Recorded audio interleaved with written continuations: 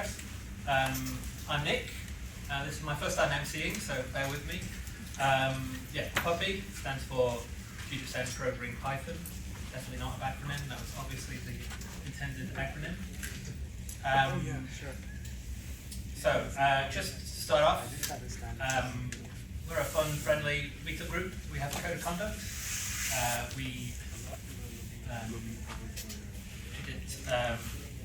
What's the word I'm looking for here? Had all speech in my head, it's all gone. Basically, the short thing is be cool.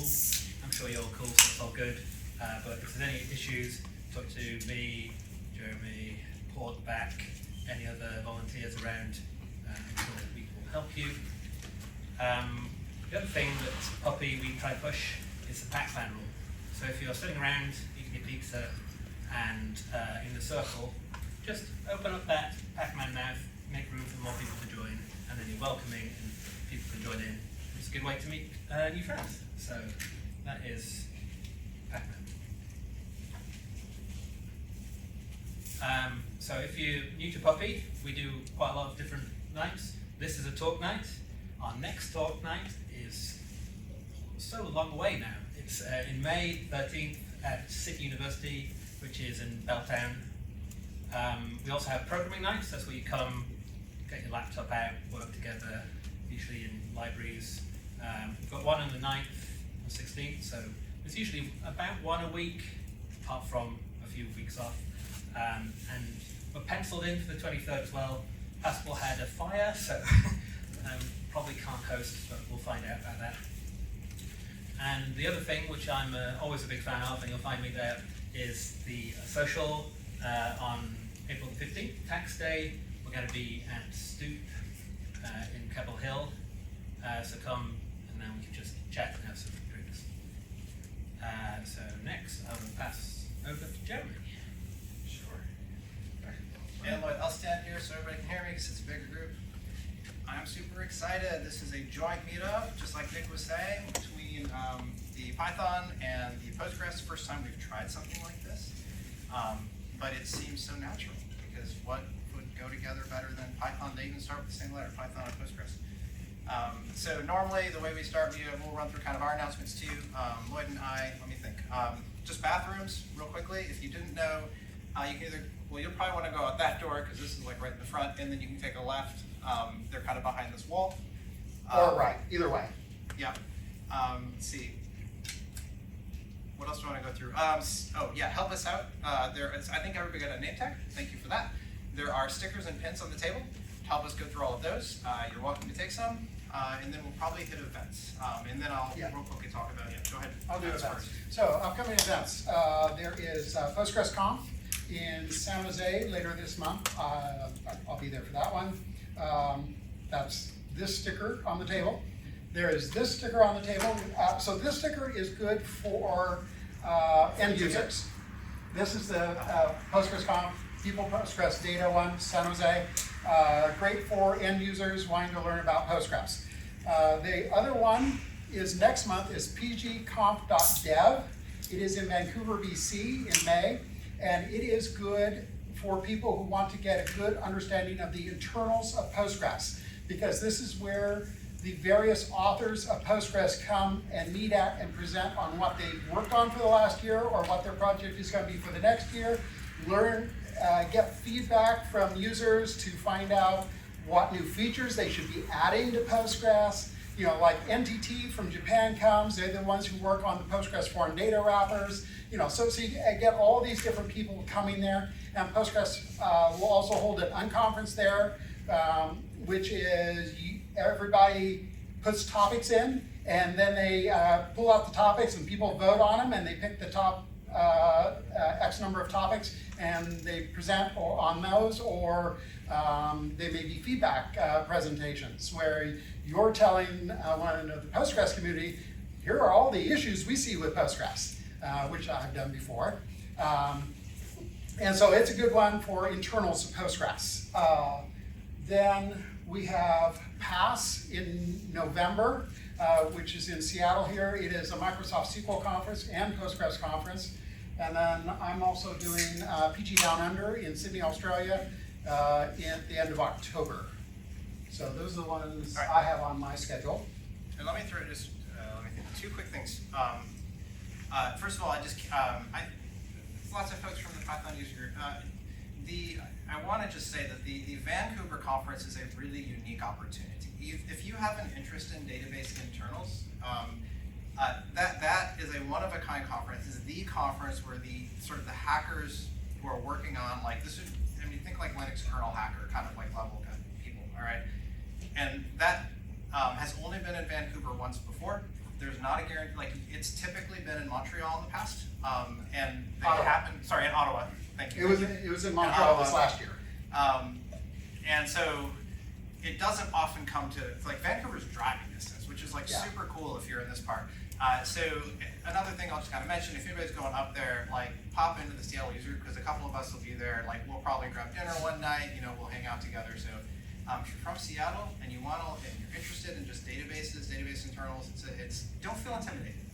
You could go to this thing. It'd probably be a really fun time. And it's also not super expensive, which is really surprising.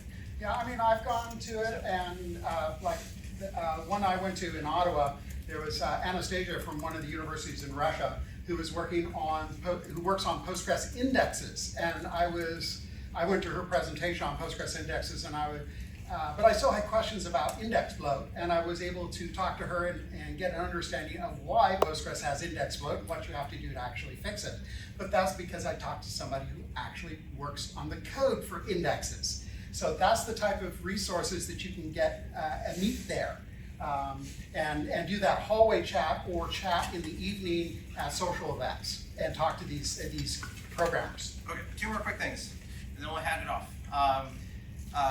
One of them is Lloyd mentioned the Past Data Summit, which is a really large, thousands and thousands of people, right here in Seattle. Historically SQL Server centric, but they've added a Postgres track. For the last 3 years, the Seattle Postgres user group has spearheaded having a community booth that they donate to us on the exhibition hall floor. We are looking for, if anybody is interested, we are looking for a volunteer who could potentially spearhead organizing that. And this is probably more for the Postgres user group folks who are here. So just to kind of throw that out on your radar, because of some scheduling conflicts, it looks like probably neither Lloyd or I will be able to go this year, which is going to be fun because the two of us have probably kind of done most of the driving for that the past few years. So they'll be fine. They'll figure it out. There's PGUS, there's a lot of people that'll support, but if somebody from the Postgres user group is interested in just kind of jumping in and helping out with the organizing, and this is way off, it's in the fall, but I don't think it's because since I'm talking about organizing, recruiting volunteers, figuring out who's going to cover the booth when, it's probably not too early to throw that out. Social event, sure, yes. So one thing I always remind people, because even the Python people are welcome to come to our social event, which is in July. We hold it the first Thursday of July. It's in this building on the 5th floor deck. We have an outdoor deck upstairs with a barbecue up there. So I bring hot dogs and hamburgers and veggie burgers and turkey burgers, and everybody else can bring whatever size they want. And it's just a social only event. Yep. So that we hold the first Thursday of July instead of having a presentation. It's a long-running Seattle Postgres tradition that we always kick off July with the bar. Yeah, we always. Why I started is July was the month with the least number of attendees. Yeah. I have been presenting to one person in the audience before for July, and that's why I said, fine, no more. I'm going to do a social time. And I switched it to social. All right, my last thing, I just wanted to really quickly put a plug out for next month. Peter, I did not manage to get it online. Peter's right there. He was just waving. So Peter's going to be coming next month right back to this same room, same location. First Thursday of the month is kind of our normal cadence that we do. He's going to be talking about multigress. I'm just going to give you a quick tease because I didn't get it on our website yet. I was really trying to have it up there today before the meetup. But what's going to be on there is a little bit blurb about multigress and sort of what Peter's going to be talking about is how Postgres itself, as everybody knows, is a single writer database, right? It's not one of those fancy scale out things. So you can, don't get me wrong, you can throw a lot of workload on one machine these days because they make big machines, but it is a single writer database. You're not going to go bigger than what a single machine can go as far as your write throughput is. So multigress is an open source project from SEAPUG that brings horizontal scalability and high availability Postgres. So some cool stuff that they're doing. Adapting Vitesse, if you're familiar with that, which is a sharding system that came out of YouTube. So I'm kind of like giving you a sneak peek of like what's going to be posting soon. I'm super excited for this talk. We get a lot of really interesting, like deeply Postgres related stuff. Last month we had Dave in here talking about, well, Neon, but now Databricks. It's really cool stuff. So next month, super exciting. I just want to mention that, that's coming up. And I think that's it for us. You want to introduce the first speaker for tonight? Sure. Yeah. Oh, okay. I should explain what's going on. And actually, before you do that, let me just mention the other thing that we talked about earlier. Is that okay? I'll just throw it out. So we originally had 4 speakers for tonight. Our first speaker, sadly, is under the weather. Clearly, that was not planned. It never is. And it was a bit last minute. So because of that, we have some space. So we'll do our 3 speakers, and Nick will introduce our first speaker in a moment. But we'll probably do 2 of them, take a short break, and then the third. And then we were thinking, like, maybe after the third speaker, if we could just take a little bit of time and just, you know, sort of like pass the mic around and share either like an interesting project you're working on, or like if, I know there are some folks here that are probably in between jobs or looking for work, so if there's a certain kind of work you're looking for, you can mention that, and then if somebody else kind of like knows of something, they can come find you and make a suggestion. This, you know, any of these things, but I'd love to hear both of those things, and especially I'm always interested in just kind of hearing what people are doing, whether your hobby stuff or at home. So that's what we were thinking for the very end. So you can start thinking of ideas now, and then we'll come around to it. Cool. All right. So, press that. Yes, Junaid, you better come up and plug yourself in. While you do that, I will land here and say, Junaid is a math and data science PhD student at UW Seattle, graduating this June. Most of his day-to-day research focuses on AI interpretability, you wrote this, and computational number theory, and managing all the data that got entered in bench bank databases. Before this, he spent some time working on cryptography and algebraic geometry. He's currently looking for roles in the Seattle area, and after graduation, outside of work, he's usually hiking or watching soccer, cricket, and F1.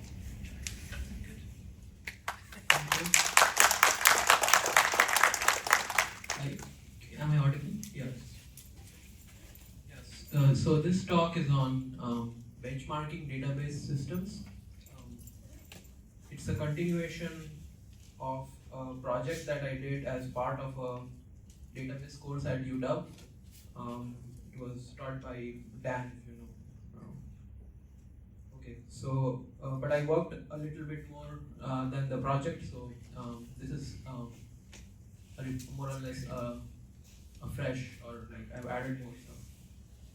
Yeah, so the problem is the following. So we all want to, I don't know, we all have so many questions that we want to answer. We are curious. So suppose you have a question that you need a data size that can fit in your laptop. Suppose, say, 10 gigabytes. It's probably too big for Excel, and it's probably too small to spin up a Spark or So it's common in local data science workflows. For example, if you are into public transport, so the New York Taxi, they have a huge, I think, 17-year-old continuous data set, NYC yellow taxis. So I'm talking about these taxis. These operate all throughout NYC. The green ones are fairly newer. They are not allowed in, I think, Manhattan. So I suppose so this project I looked at 2024 data, and it has about 41 million rides. These are all Parquet files, so they are compressed in about 800 megs, but if you create a CSV, it would be about 6 gigs. Yes, this is map of New York, probably everyone knows. But the key area is this is Manhattan 1, and these are the 4 outer boroughs. So before we start, all of us will have to download that dataset and then create a table if you are using Postgres or even like SQLite. So just before you can ask questions, you have to create a table. And for DuckDB and Polars, they are native Parquet readers, so there is nothing need to be done. Whereas for Postgres, it will need at least 2000 seconds at least on my laptop, which is like a 5-year-old laptop. I also worked on an older desktop. So this is, I think, Haswell generation, which is, I think, 14-year-old. You can have the single core scores are roughly half of the Apple M1. I mean, these days DDR3 is kind of outdated, but if you are looking at RAM prices, probably it's not outdated. Anyway, so the memory bandwidth is roughly 6x lower. Anyway, so these are the two hardware that I'll put some. So the data set more or less looks like the following. So you have a vendor ID. This is basically how they are registered, how the payment happens, or how the driver is registered, and then you have a date, time, drop off, pickup, how many passengers, trip distance, some other flags. The key thing that's important is where the pickup happened and where the drop off happened and how did the people pay. So one is, I think, credit card, two is cash. And they also record tips.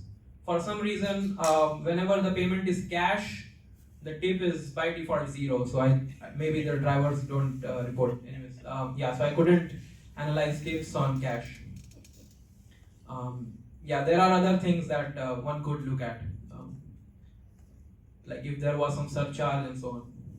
Okay, so straight away, if you download a data set, you want to see how more or less each column looks.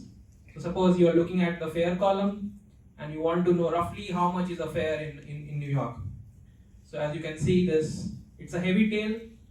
So I think it's probably because either people go to airports mostly, maybe the public transport people who use airports, or the regular users, something about either like $15 or $70. And similarly for the trip distance, so these are some tails. So the reason why I'm saying these long tails are important because the query optimizer cannot more or less gauge these long tails as it will be clear. This is also the tip amount. Some people, I think this is due to the cache, but I think I have filtered it out. Okay, so this is only credit card. So you can, I don't know, you can judge or not judge. Okay, so now there are these 3 questions that one can ask, and I've selected them more or less for reasons. Maybe I can get into that since we have more time. So the first question is more or less along the lines of how do people move across boroughs? So let's go into that. Before that, these are the latest versions I could find, and I was using those. Okay, so the first question is, if someone wants to go from Manhattan to Queens, how many such trips were there? The reason I have picked up Manhattan and Queens is because it's fairly less percentage. So you can see this is roughly 1.1 million trips. The total number of trips are 42 million or 41 million. So it's something like 3%. Because it's 3%, what will happen is the query optimizer, so these are scarce, these are not fairly common. So when you estimate, when you estimate queries, there will be some either undercount or overcount. Okay, so this was the more or less a simple join. So you join the two and you compare when they are okay. And if you look at the explain analyze, it tells you what plan each one was using. So either it was a vectorized hash join or some push down. Whereas the problem with Pandas is it just tries to be very eager. It doesn't want to optimize at all. So because of that, Pandas is pretty slow. Postgres, we will come into why Postgres is good. So on a few of these, because these are analytical queries, Postgres by default is at a disadvantage. Yes. Can you go back to the other slide? Yes. For like 10 seconds. That's super interesting. I was just trying to read it all. Do you want to describe what the queries do? So the queries. Yes. Yeah. So I select. So I'm joining the pickup location.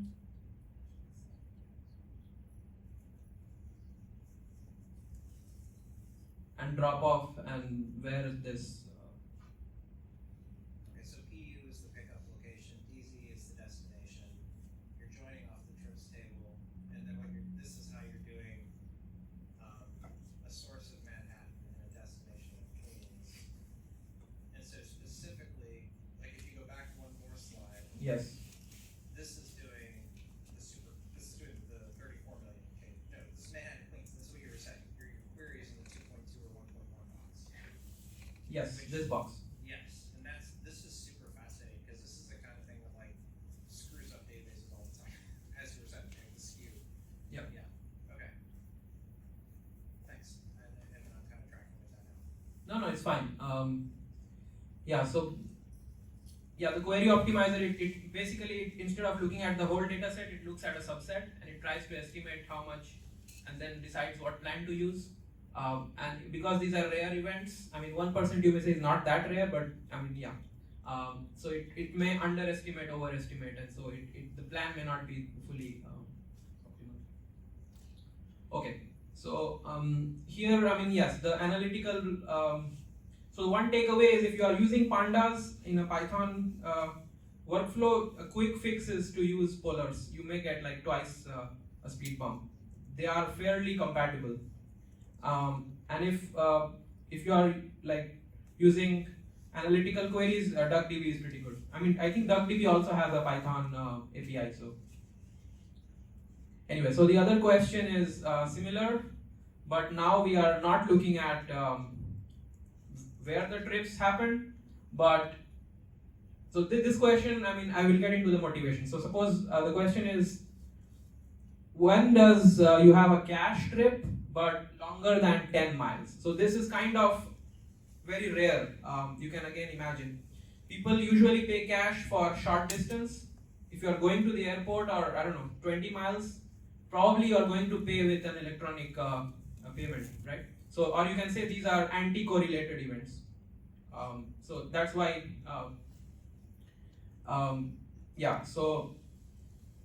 So these are also quite rare. But here, so only about 1%. So this was, you just filter for credit, and there is no join more or less, and this is the Python. It's one of the most simple code I think one can write, right? You just look at the column, set it 2, and look at another column, make it bigger than 10. Yes. Question?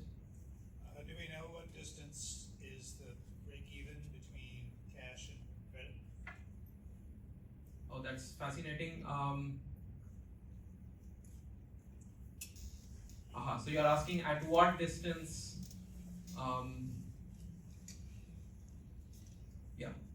No, I haven't looked at it, but that'll be great. Yeah. So basically, I think the question is, as you increase distance, the ratio of credit to cash should increase, right? At what distance does ratio of credit to cash is half, or 1? So ratio will be 1. So again, a similar, more or less. So these analytical engines are pretty good, but Postgres is not too bad. It's a row optimized system. Still, it's performing pretty good. At least much better than SQLite. Okay, so finally the last question. So this is more or less a more deep question. So in the rush hour, would you want to take a cab or not? So it's kind of like that. So if you are in the yellow zone, which means Manhattan, probably not. The speed would be too low. I think you can walk at, I don't know, maybe 3 miles an hour. So maybe it's still fine. Whereas if you are in the outer boroughs, definitely you're like 20 times faster. Yeah. So this one needs a lot of steps. So first select the service zone, average out. So there could be some nulls, and this is the total time, make it into hour, like computing speed basically, and then when the pickup and drop, there is a join here, and so this is the rush hour filter between I think this is 5 p.m. and 7 p.m. And finally you order by, yeah. So in this case, you can see for some reason DuckDB doesn't like old machines. DuckDB loves newer hardware. Yeah, I don't have any other interesting pattern. If someone spots, that's also useful. Yes. I hope it's okay if we ask questions in the middle instead of waiting for Yes. Okay. My other question was the example query that you had. Was Yes. that, were you able to use the same query across all of the databases, or is this just like the version from one of the databases and you had to write it slightly different for other ones? So I think I wrote a different one for Pandas, but for DuckDB it was the same. And Polars has so Polars allows one to write either like a SQLized query or like a Pythonized. Yeah. By the way, the code is here. It's available for anyone to look at. It's yeah. I have a plug at the end, but you can look at it and suggest improvements or something. Did you gauge memory consumption at all? Sorry? Did you gauge, say, memory consumption during the query? Oh yes, I did. But I was very lazy. I'll tell you more about it. It's not very easy to track. Yes. I was just going to say, so the reason why the difference in performance is so large for DuckDB is because different processor architectures have different vector intrinsic supports. Mm-hmm. So because it's a vectorized query engine, a lot of the newer operators won't be available on those. Okay. Wow. Yeah. Yeah. If someone wants, okay. So you're saying maybe Apple has like parallelized some of these. I don't know. Yeah, every processor generation, there's like specs for x86 Yeah. and ARM. They have different flags for vector intrinsic supports, Yeah. right? So when you're compiling like native code like C or Rust, Yeah. you can flip those on. Yeah. And Cool. yeah, if it doesn't have those vector intrinsics, then it can't compile it as efficiently. Yeah, one other takeaway is if you are using Pandas or Polars, you don't have to upgrade more or less. But even if you are compared, it's not too bad. Anyway, so yeah, so this is the memory one. The reason why, so I think I had, so this is a server and I did not close a lot of applications. So I was being very lazy here, but for this one I was sure that only my terminal was running. So that's why this don't see the desktop slide. For the laptop one, yes, as you can see, Pandas consumes huge memory during setup, as well as yeah, more or less, Pandas and SQLite consume the most memory. But Postgres was pretty efficient. For example, the third query, it's the most challenging one, and it's on par with all of these yeah, so DuckDB and Polars should win. It's their home ground, but Postgres is not too bad. So this was the more, maybe I should zoom it. This is the last slide. Okay, I'll try to zoom it. So this is a variability slide where what I do is I change the constants in my queries. So instead of say 5 p.m. and 7 p.m., you change it to some random numbers, and you run the queries again and again, and you plot the times. So this is just to check, maybe it was not a fluke what I was observing. So these are I think I ran it on 2 tasks, a join and a filter, and yeah, this is horrible to read, but more or less the key takeaway is Postgres is pretty stable. So this is Postgres. It doesn't care what I gave, it's the same performance. Whereas, yes. How broad was the range of random numbers you were using? Was it like 1 to 10 or like 1 to a million? So I did not run too many queries because it was taking too much time. It was only 20 queries, Okay. and I don't think it was pretty broad. Okay. So what's happening there is that you're hitting the query plan cache, right? So like the query planner is like parsing that query, and when you resubmit it, if it uses the same variables, it won't do any calculations. It'll just go straight to reads. So you have to set like a GUC, like a statement variable for Postgres at the top to see whether or not your query is like in the query plan cache. Or I you see, can yeah. explicitly disable it. Yeah, disable it and then test. Yeah. I should have been more clean with mine. Yeah. Anyway, so SQLite, as you can see, is crazy variable. So don't believe any Twitter on SQLite. Whereas Polars and DuckDB are also pretty stable, but yeah, Postgres is crazy stable, maybe because of cache. Yeah. All right, so that's my last slide. Thanks for your time and thanks for the opportunity.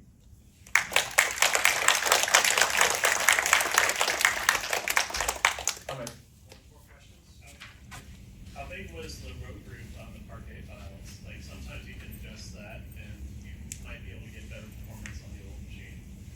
Sorry, on the How Parquet. big was the row group? The Like, row group? There's chunks of data in the Parquet files. Okay, I did not look at. Yeah, I should. Yeah, I see what you're saying. So the Parquet is columnar. So you're saying how many chunks? Yeah, it helps with out-of-memory processing, but I think DuckDB is roughly 100,000. But I think I think that I've seen things where they've adjusted the row groups and polars has done better. It might do better on the older machine. Wow. Different size chunks. So I think it's really interesting. That's sort of like an apples to oranges thing, right? You can't compare like columnar and row store databases. Yes. But one thing at the beginning is that if you're maybe a Python user here, when you're loading a huge amount of data in the Postgres, especially if it's like temporary data, you don't want that to go through the write-ahead log, right? So you would want to create a temporary unlogged table, batch load all your data, and then restore the wall if you want transactionality. Because it doesn't really matter when you're loading that data in, right? Like your laptop's not going to turn off, or if it does, you just redo it. So if you ever want to load like a huge amount of data in the Postgres without taking forever, create an unlogged table to turn off the wall, and then just re-enable it after.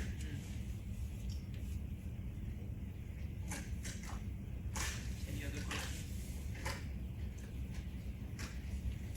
All right. Thank you, guys.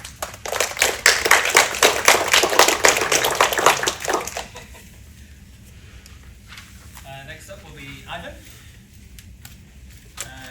Yeah, I will do this introduction. So Ivan is creator of Factum Merit, a conversational task management platform that connects AI Claude to structured database via MCP. So tasks captured in natural language and real state, not just a chat window. He started his career as a program analyst at Canadian Mellon, spent 20 years covering financial technology as editor and analyst, and returned to building software in 2024. That's here we are. Yeah, I'll leave you to Okay. it. All right, thank you. It's great to have another Schneider here. We're blocking the thing off. And quite a segue, because 30 years ago I was in New York, working in Manhattan as a database programmer. And then I left the field. I went to business school and I forgot how to do everything. So I started writing about technology basically for banking, bank systems and technology. That was my field. I worked for a magazine called Bank Systems and Technology. And then I started my own company and came out here. I was writing about tech. Anyway, it's been a long time since I have rocked and rolled.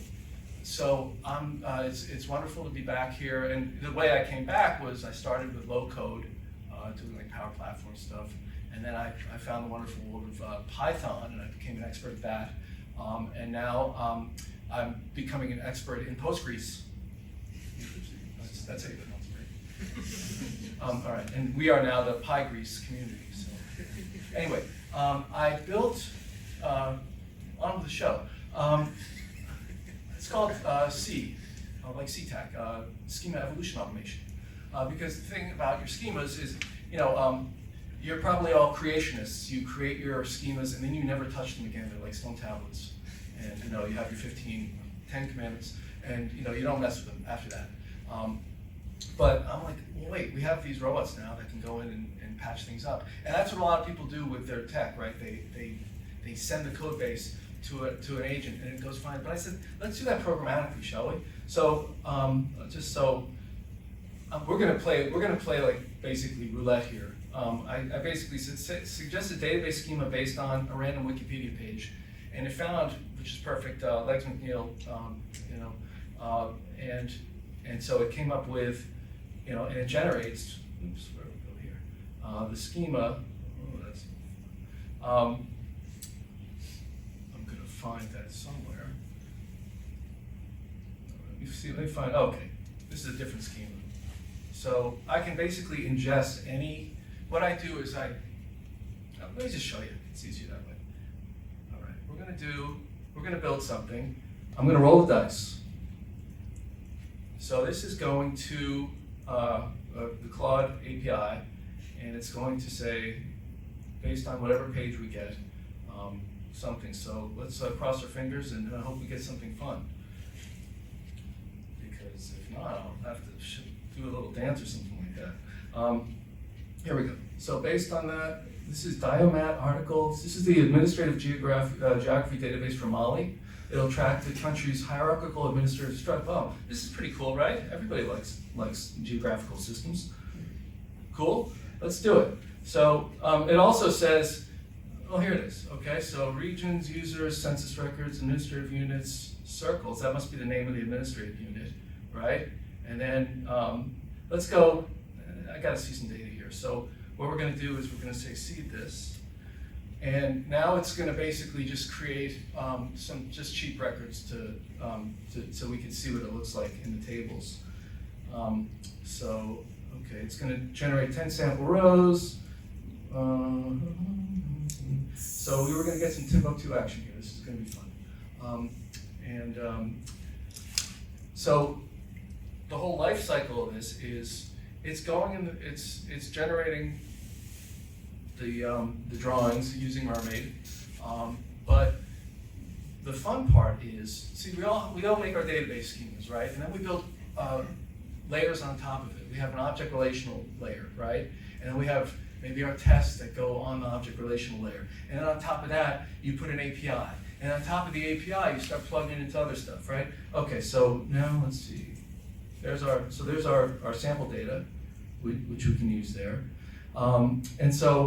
And then on top of in the API, you have the front end, right? So we all know. And so when you make a change, if I decide, hey, this is nice, but let's say, like renaming a table is a real challenge.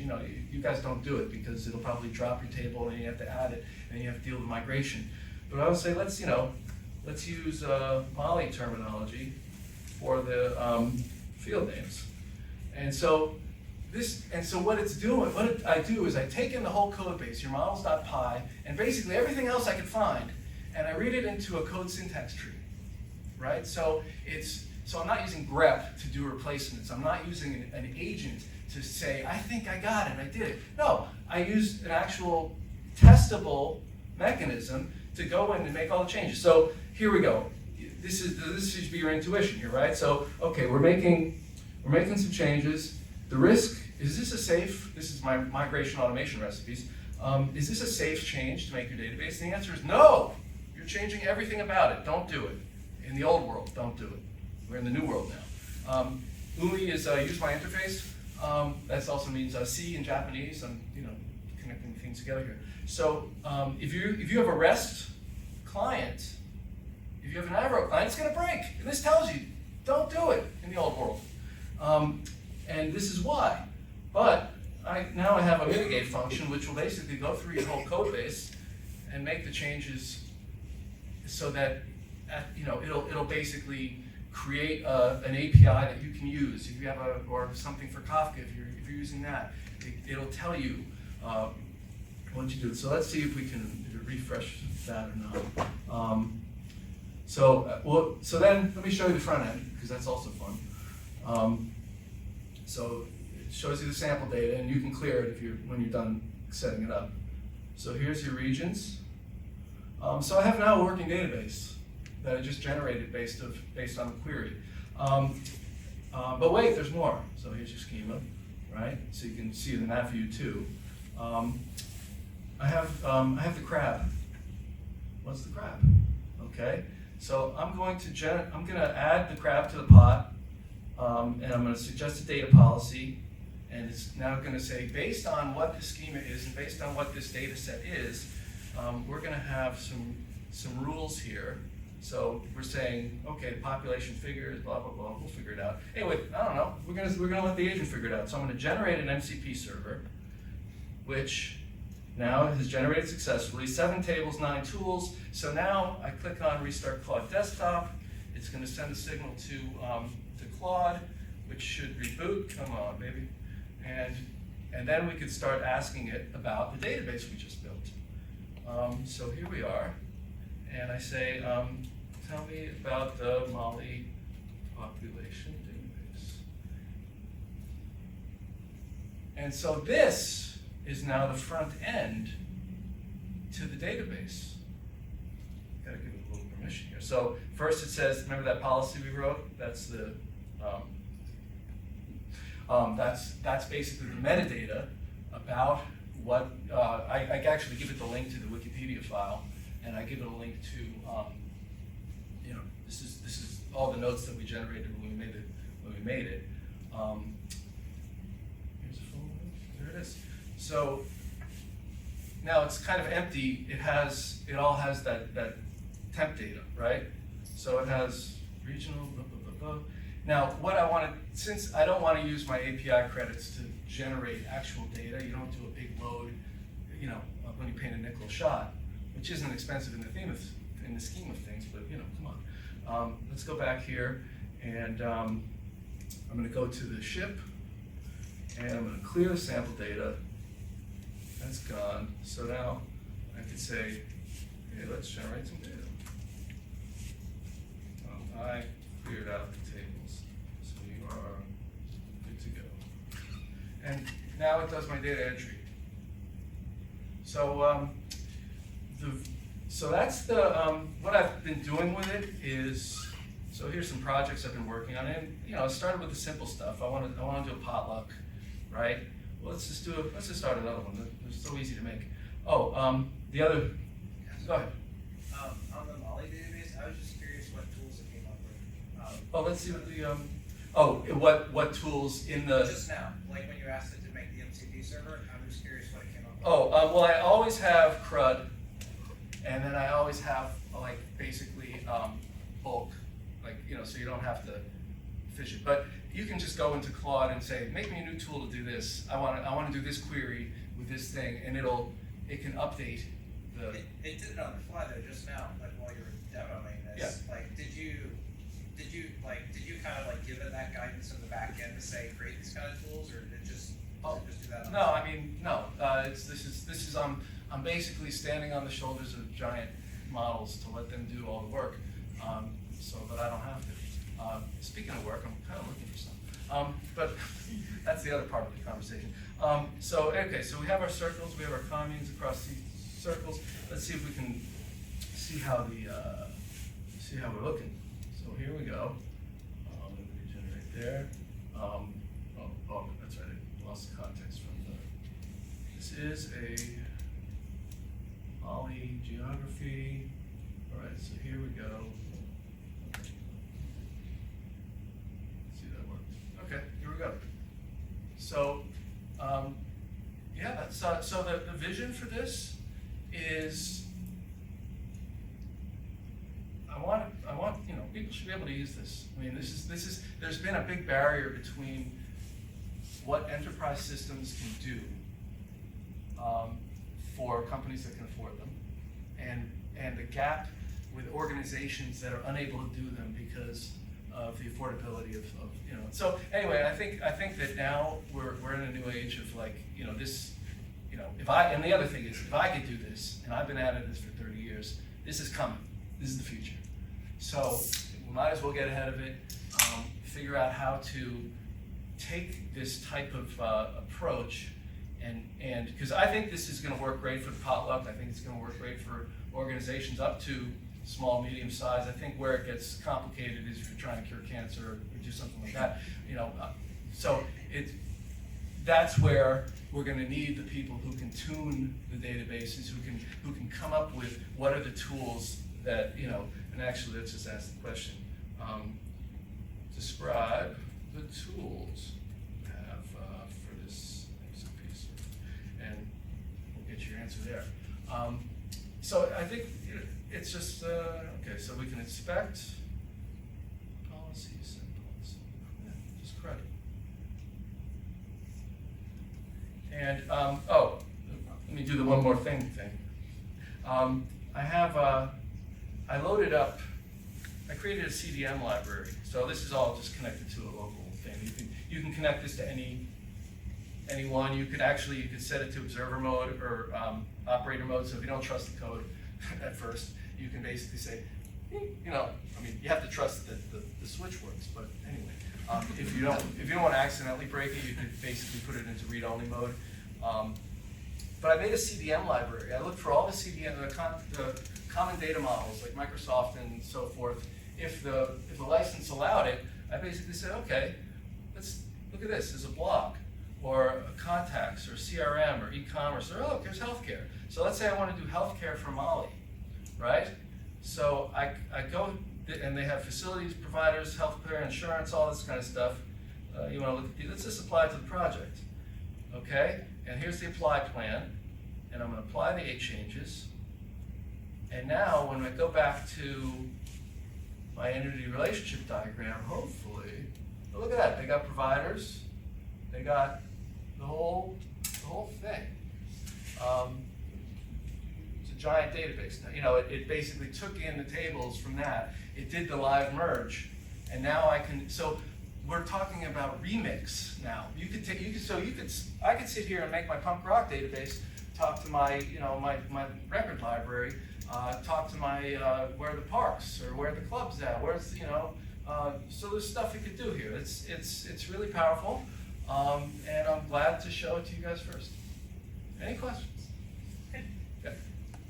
You go first. I'd just be curious. You've already got geolocation data in there. Like, could you mix that healthcare data with the geolocation data to say where are these healthcare facilities relative to this geodata?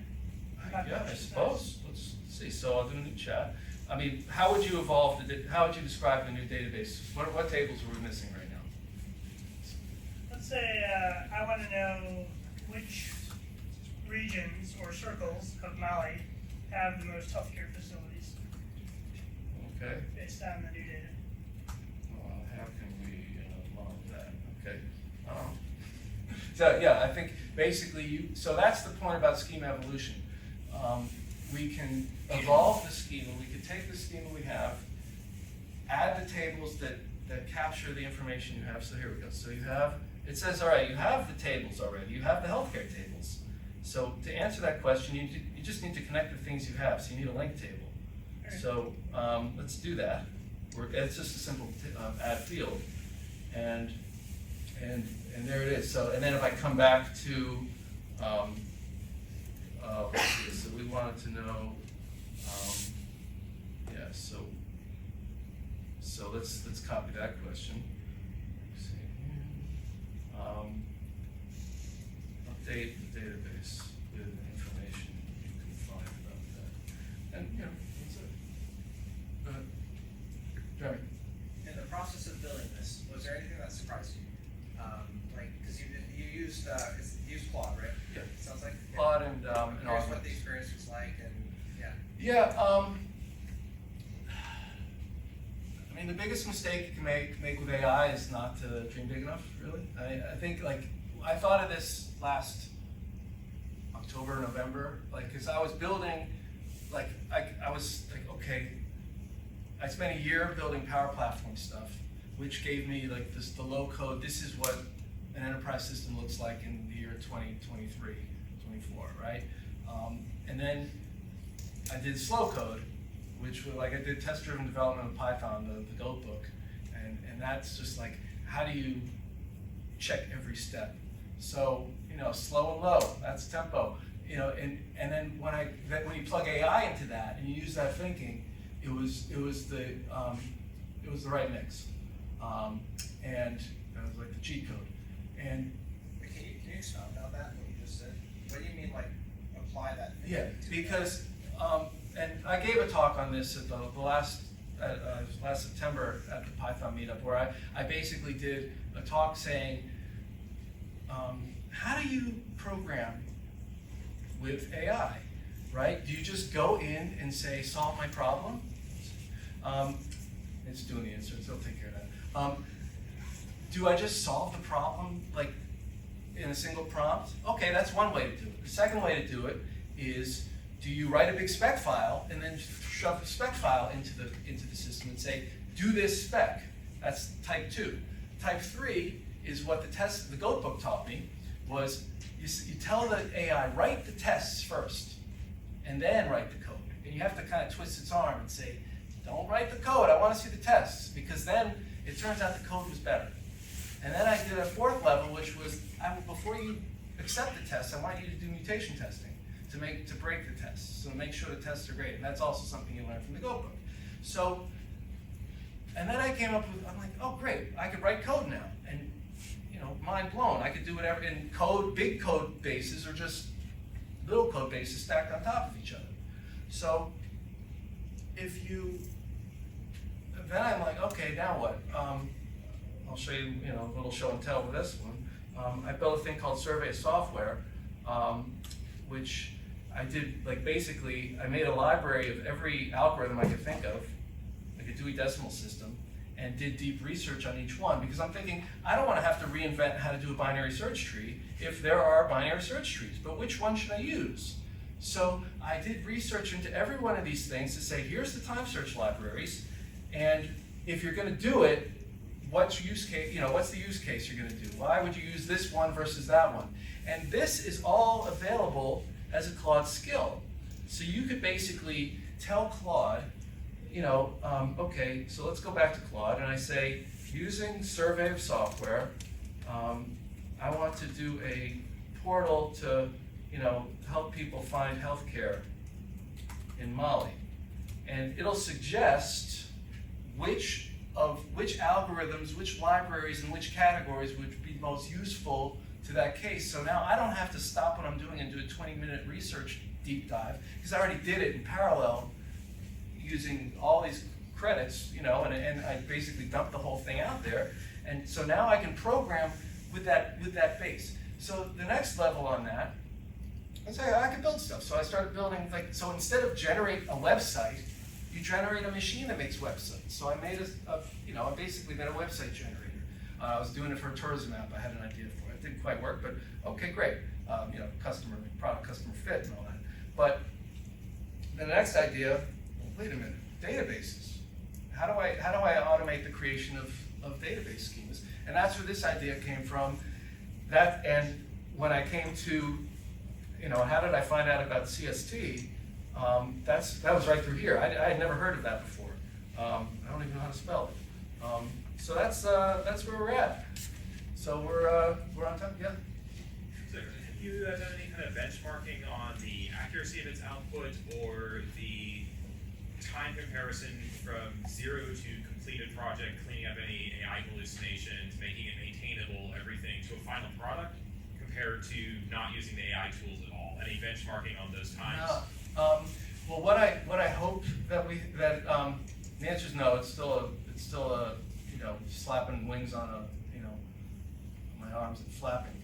But what the CST approach means that it's testable as an algorithm. I'm not counting on having the AI do the work of finding all the places. So basically, I'm saying, if you rename this field, if I want to rename this field, if I change all these names, is that provably the fix?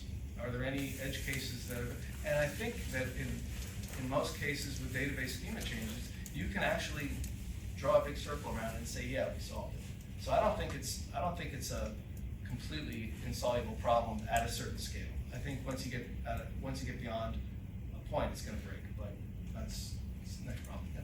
So it's not quite as fancy, but there's a Python tool called Migra that Supabase adopted. Mm-hmm. And basically what it lets you do is write a SQL schema declaratively, like you just write what tables you want. And then when you make changes, the CLI does a diff between the current and the expected schema, and then does migration generation for you. So if you wanted to like build on top of that, Yeah. that might give you a little bit of like veracity. Well, how do you spell that? Migra, Python. Okay.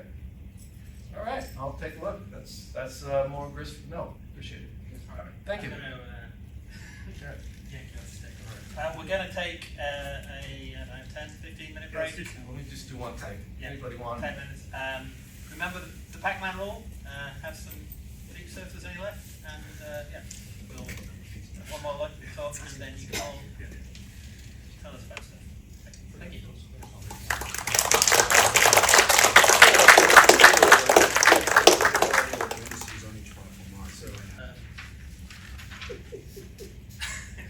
Very well organised. So the third lightning talk, or lightning as we see, Shu is the software engineer at AWS, works for the cloud formation. Out of work, he enjoys applying machine learning to problems in his own life. Recently, that's meant experimenting with deep learning and computer vision to see if he can build a system that helps him learn partner dancing. Early in his career, he worked as an AI engineer and started analyzing social networks, building systems that link people and concepts mentioned from social media to Wikidata, branding language model outputs in real-world entities. Take it away.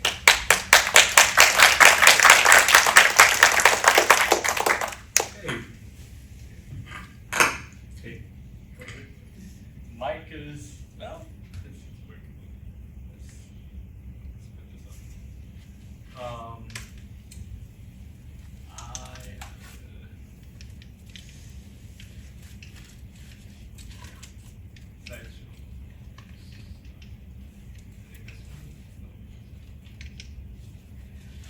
Just as you thought.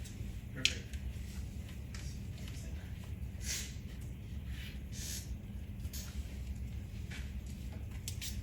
It's a 6-year-old laptop.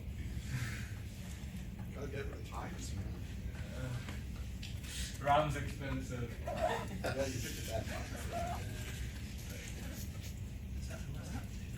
Yeah.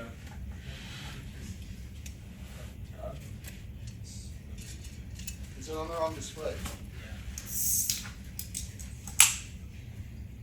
Okay. Let me just pop this out. Yeah. Here. Oh, really? Okay. I'm going to start inverse, but I'm going to put this slide out first. So, this project is drag in a box. Gauri Khanolkar was the brain behind this. We want to do something different. When you think of RAG systems, you always think of, okay, I'm going to ask the LLM a question, there's something going on in the background that's going to grab some information from the LLM, and the LLM is going to regurgitate something for us. You're like, okay, but how do the things get into the place where the systems grab information for the LLM for? And we over-engineered the problem. So we'll be talking about that. That's Gauri Khanolkar, main brains behind this. This is our GitHub page, and we'd like it if you start the GitHub repository. All right, that's me. Can move on. Okay, RAG is a systems problem. What do I mean by that? So, sure, we can have like this toy demo of RAG where people just upload something, gets embedded, stored into a vector database, and then you use an LLM to answer a question. Looks simple and hides the tough parts about this. So, before we go into anything, let me just show off a very quick introduction of what a RAG is and how it works in case people are not familiar with it. Here. I had to put everything on video. I have a 6-year-old laptop. Okay, so I chose today's topic as earthworms because it's raining. It was raining, so earthworms. Okay. So the question I asked the LLM is, if earthworms were humans, this was recorded by Gauri, by the way. If earthworms were humans, what specific accessory would they wear? Okay. And it's like, interesting thought, and say something uncool. Now, we add some coolness to the LLM by ingesting a document to it about earthworms that we wrote. So you get a token back. This is async. This is like ingesting a document into LLM for it to be able to retrieve it later. Now you can query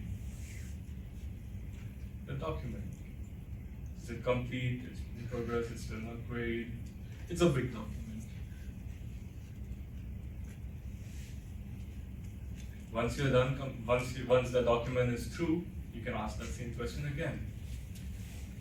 And it'll say, if earthworms were humans, they'd wear a red scarf. Perfection. It's picked up from How Do We Make Earthworms Cool? Alright. That's what RAG systems are, in case somebody was unfamiliar with it. Okay, back to the slides.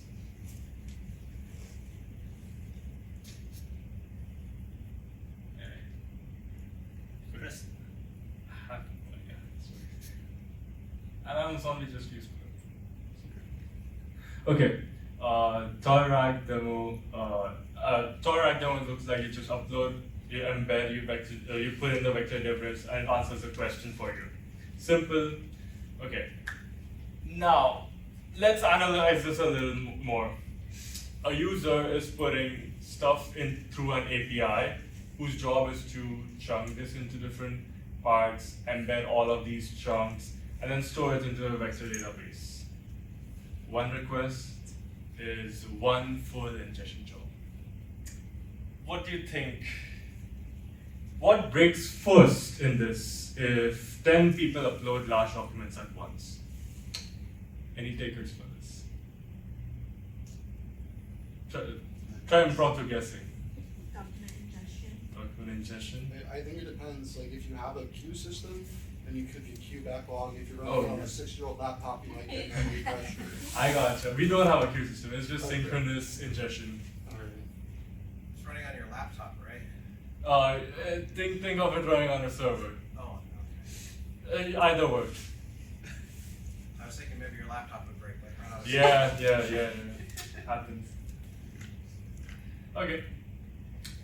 So, when you have a synchronous system, that same host, that same computer that's running everything has to deal with all of these different things like chunking, embedding, and storing, which will overload it. So your request is going to be super slow. One way I like to look at chunking, one way I like to look at synchronous API is,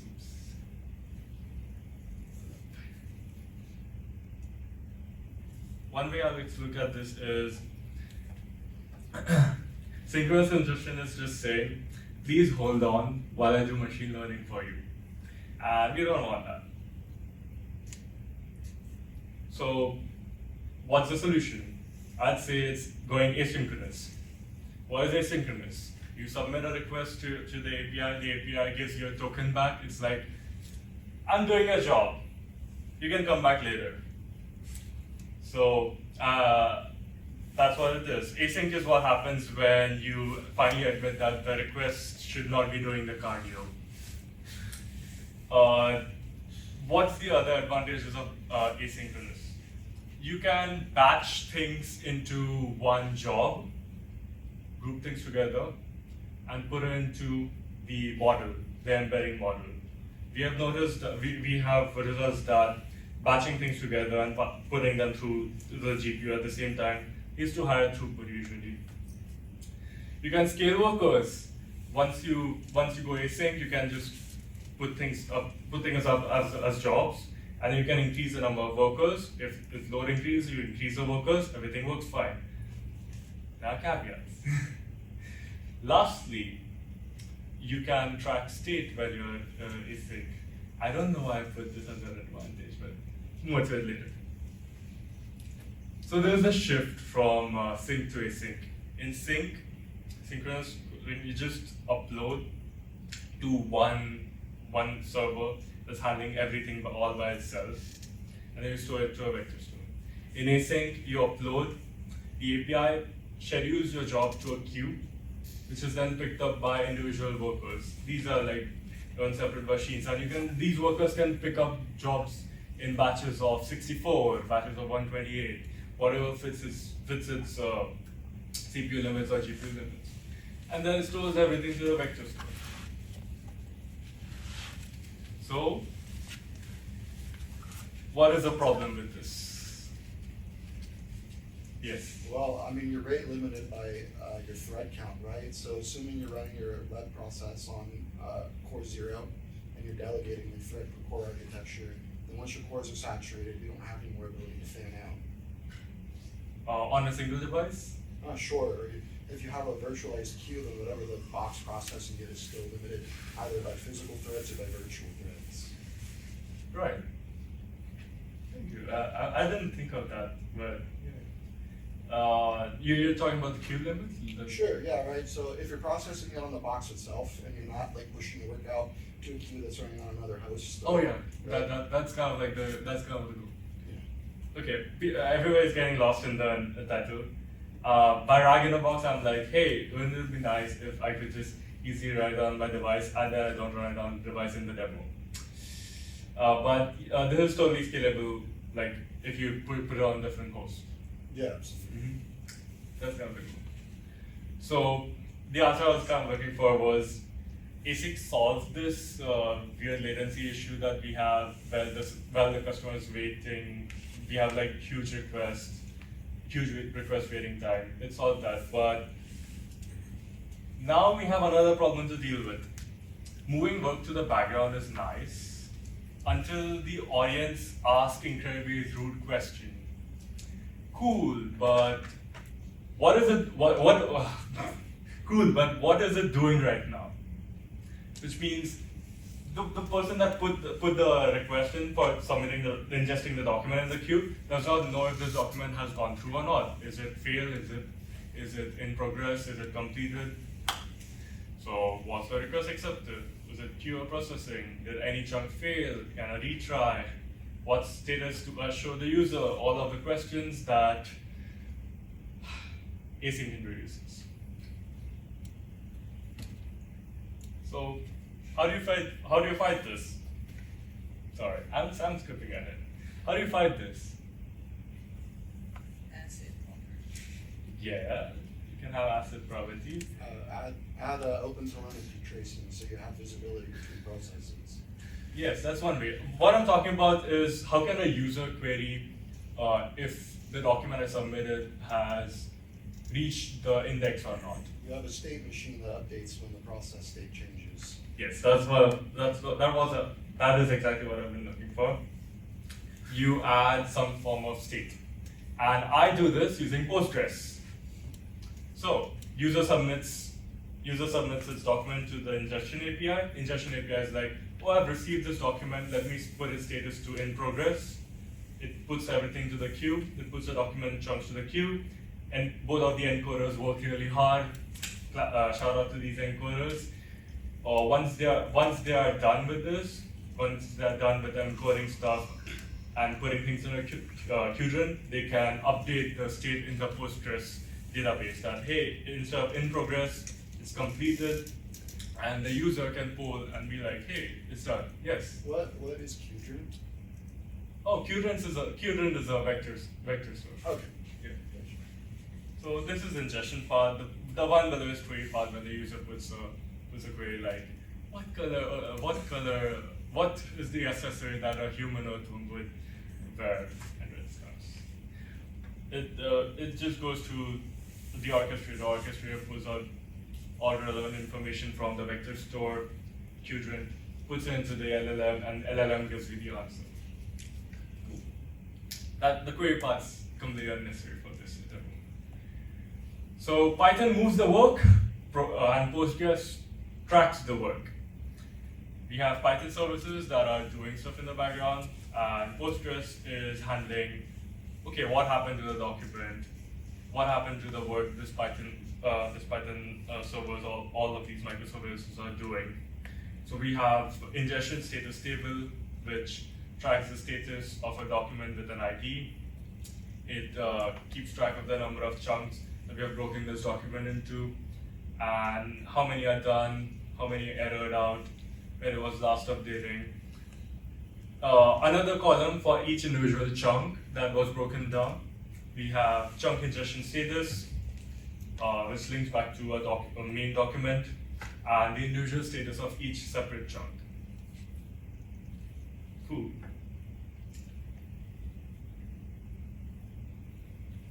What does each package in Python do? This service is written using most of the things like ingestion API, orchestration API, things that let you interact with the service is written in fast API. For async ingestion, that is putting things into the queue and taking things out of the queue, we use something like PuPPy. I picked it because it has a cool name. Then we have the workflow state, which is, where is this document? What is it doing? Is it in progress? Is it failed? This state is handled by Postgres, so we use the ORM SQL alchemy with psychopg2 for library for Postgres. Lastly, for retrieval, to keep things extremely simple, fast embed and a Qdrint client to put things into the Qdrint and retrieve things from Qdrint. Okay, so I'll just do a walkthrough of what you are a request. Imagine you are a request, you are a document. I would like to put you all in that headspace. As a document, how does your life look like? Very flat. I like that. All right. Oops. This is the wrong video. 2 videos. How's that? Double. This wrong.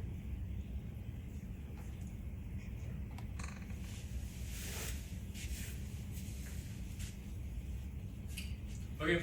So this similar setup, but you're going to experience what a document feels like. So we are asking we are first ingesting things to a large language model. You are worm.txt, so I'm going to crack a joke later. This is the thing where the worm wears the red scarf. It is being ingested. Takes a while, it's a huge document. Okay, oops. While it's ingesting, this is your life as worm.txt inside Postgres. You are assigned an ingestion status token. There. Oops. There we go. You're broken down into chunks, different parts of you. You are segmented by each segment you have as an earthworm. Like a worm. Oh. You have segments. Yeah. You can view each one of your segments, were they put into the vector data store or not. That tool is called Adminer, is that what that's called? Uh-huh. Okay. And that just lets you kind of browse what's inside the database, right? Right. Cool.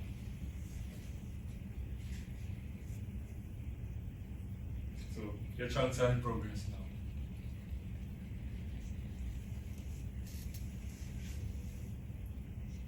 This is RabbitMQ. RabbitMQ dashboard. It will tell you how many requests did it receive. You can track your request through this dashboard. So one of your chunks is in RabbitMQ right now, slowly being your chunk is waiting to be processed by the encoder. And then finally, when all of your segments are true, as an earthworm, you can finally be useful and answer the question: if earthworms were humans, what specific associate would they wear? Red scarves. Yes. We have a bunch of handshakes. Does the order of chunking matter, or it does not matter? For this context, no. Okay, so it could be async and they could chunking. Okay. Yes. Go for it. How does the chunking work, and what would happen if it decided to chunk, like put a boundary in between your joke there? Oh, that would be sad because I would not be able to crack that joke. But for this case, we have used the recursive text splitter, which is like you have an overlap. Okay. Things work out. It'll pull up multiple documents, so that works out too. I'll go for that one. How many requests do you expect to queue up with Broward? I didn't really think about that. In hundreds, thousands? I did not think of that question, but yeah, thousands is what I'm going. I'm going for thousands. I have not load tested this system, unfortunately. Probably don't do it on that laptop. Yeah, it's hard to load test. Go for it. Yeah, so I saw a chunk status table somewhere. So can chunks, like the ingestion of a chunk, fail on a chunk level? And does this have like retries baked into it? Right now we don't have retries baked into it, but it will fail a chunk. So you can manually retry. Okay, so you can actually like submit the chunk ID or something and just try to ingest that again. No, we don't have that. You gotta put the document back, unfortunately. We'll work on that, yeah. Does it upload the full text to RabbitMQ, or does it upload somewhere else? Uploading full text to RabbitMQ, it will not work because RabbitMQ has message limits. We don't do that. It'll upload something somewhere else. The ideal candidate, so for now we decided, since we want to keep this system simple, we are going to, fortunately, the encoder size and the RabbitMQ message size match. It fits, it's compatible. We're like, let's just put the chunk in instead of like putting it in some S3 or Postgres. And is chunking consistent? Like if you upload the documents a few times, does it chunk the same way every time, or does I'm not sure. What do you mean? So you mentioned like it uses overlapping text to do chunks. Yes. Does it chunk the same way every time you upload the document? Like if you upload Yes. the document 4 times, okay. It's deterministic. Any more questions? Alright.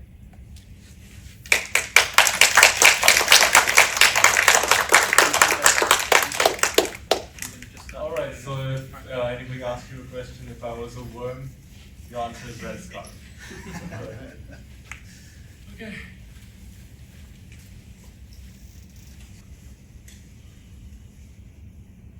Alright, so thank you all for coming tonight. Like PuPPy was able to provide all the speakers for tonight's event. Thank you.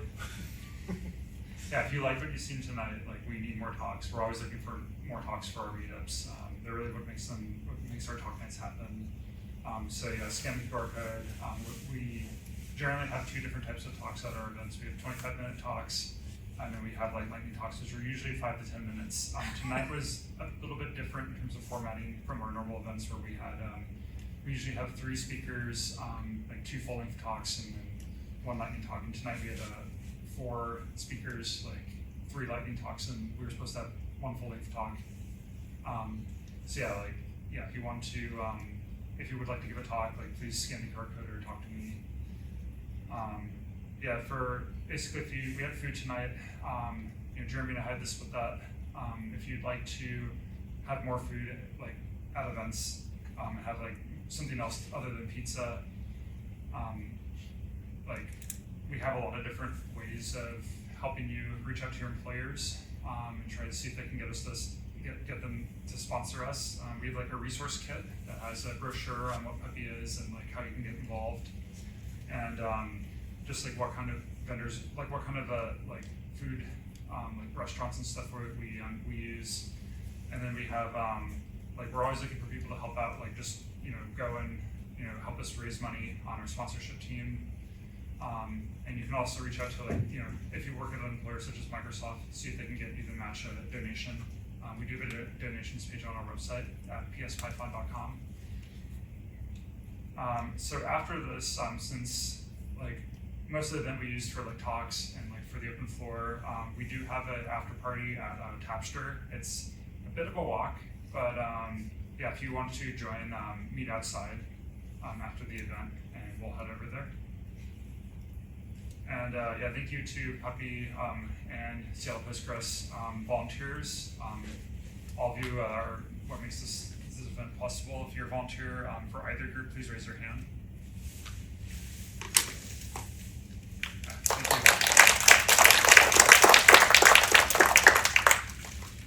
you. And lastly, thank you, Fred Hutch. Without Fred Hutch, we would not have this event. Yeah, that's it.